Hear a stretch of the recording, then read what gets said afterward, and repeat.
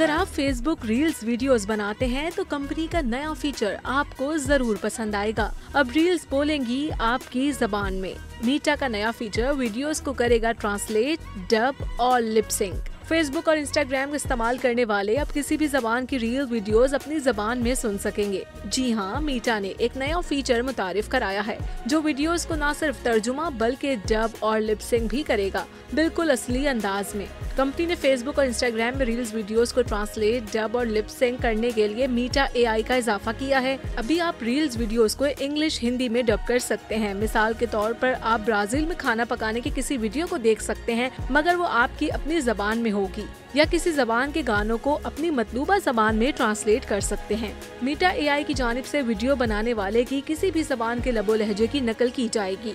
आप ऐसा अपनी वीडियोस के साथ नहीं कर सकते, मां सिवाय आप खुद किसी वजह से वायरल हो जाएं।